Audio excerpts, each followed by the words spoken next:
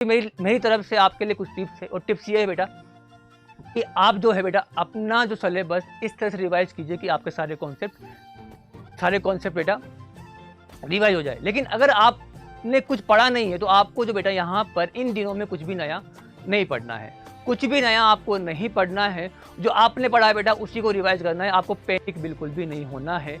और जो आपने पढ़ा है उसी को बस आपको रिवाइज करना है। और आपको जो कोई किसी भी कोचिंग की XYZ आपने अगर टेस्ट ज्वाइन कर रखी है तो आप बेटा यहाँ पर ईमानदारी से टेस्ट दीजिए। आप जहाँ गलतियाँ हो रही है बेटा आप उसको थोड़ा सा एनालिसिस कीजिए कि आपकी गलती कहाँ पर हो रही है।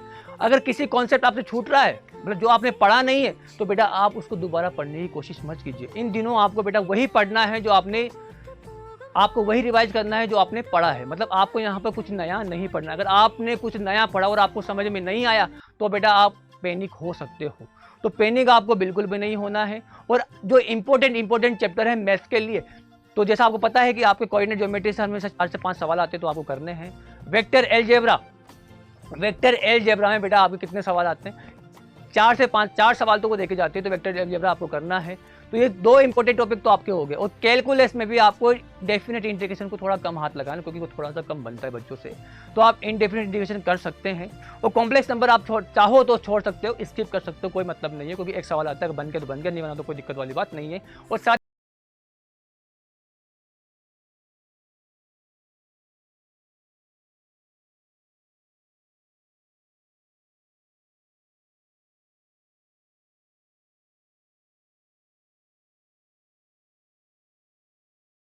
है नया कुछ पढ़ना नहीं। अगर आपने नया पढ़ा तो आपका टाइम वेस्ट होगा और आप पैनिक हो सकते हो।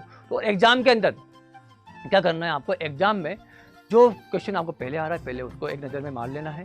अगर पहली बार में आपसे हो जा रहा है तो अच्छी बात है, अगर नहीं हो रहा है तो आपको उसको ज़्यादा वक्त खर्च नहीं करना है। ऐसा ना हो कि आपको कोई कठिन सवाल करने के चक्कर में आपके 3 से 4 सवाल छूट जाए। तो आपको बिल्कुल सबसे पहली नज़र में वो सवाल सोल्व करने जो आपसे पहली नज़र में हो जा रहे हैं, उसके बाद वो सवाल सोल्व करने जो आपसे को लगता है कि हो जाएंगे लेकिन थोड़ा टाइम टेकिंग होंगे, तो उनको सवाल को सोल्व करना। और जो आपको पता ही नहीं कि क्या हो रहा है क्या हो रहा है इस सवाल के अंदर, उसको बिल्कुल भी हाथ नहीं लगाना है। यही आपकी टिप्स है। आई होप आप एग्जाम में ऐसा ही कर रहे होंगे। तो फिर मिलेंगे हम लोग अपनी नई वीडियो के साथ, और नया चैप्टर आपका होगा वेक्टर।